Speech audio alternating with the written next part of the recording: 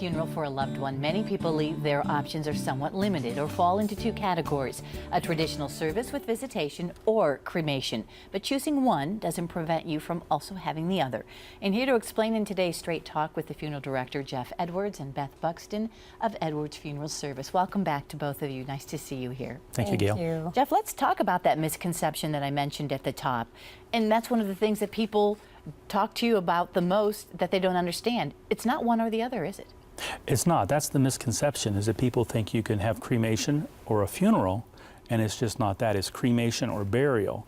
And you can have everything with the cremation that you have with a traditional burial service.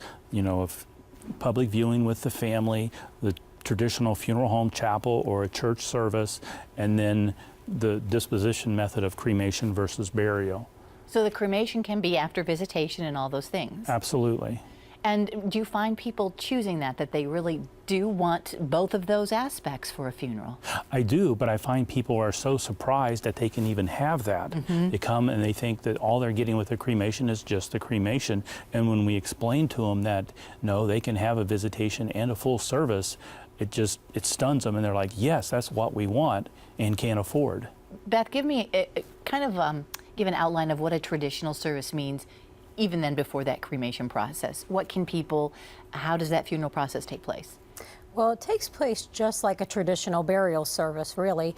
They can have their services at a funeral home location. They can go to church or another alternate location of a personal choice.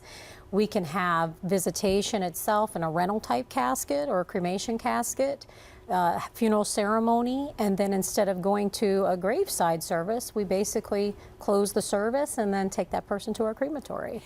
That brings up that timing then. When does this all usually happen? The cremation process? Afterwards, after the whole funeral process is over? Yes, that's when it takes place. Once the funeral service is completed, then we would take that loved one back to the crematory and perform the cremation itself. How long till the family does receive those remains? It varies. We have to do some documentation and obtain some paperwork, such as a certified death certificate. We have to have that signed by the physician with cause of death and filed at the Board of Health. I should say not necessarily certified, but filed. Okay. And then we can obtain a permit through the state, and then we can perform that cremation. And of course, in the state of Ohio, there's a 24-hour waiting period before we can actually perform a cremation. Jeff, when families get ashes, and you have different ways that families can receive those ashes, I think people are very familiar with this. The other way that they're familiar is they want to spread those ashes. But it can be really whatever the family wants as far as disposal?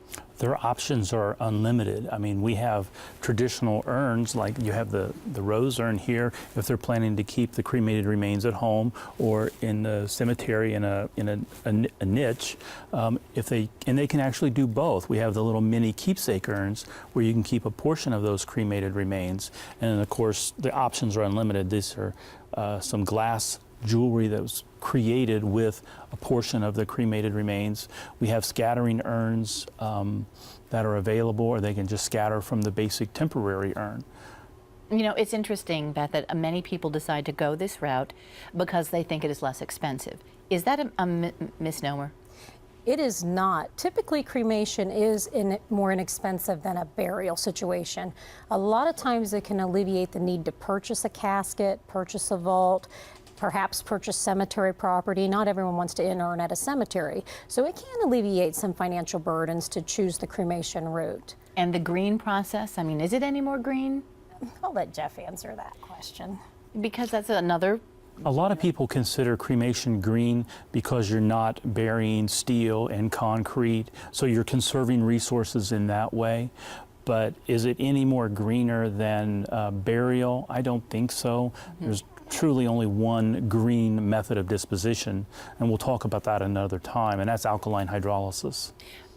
It's interesting to talk about this subject and to know that people have options, and it's good to let folks know that they do have options. So Beth and Jeff, thank you very much for being here today. Thank you. Thank you for having us, Gail.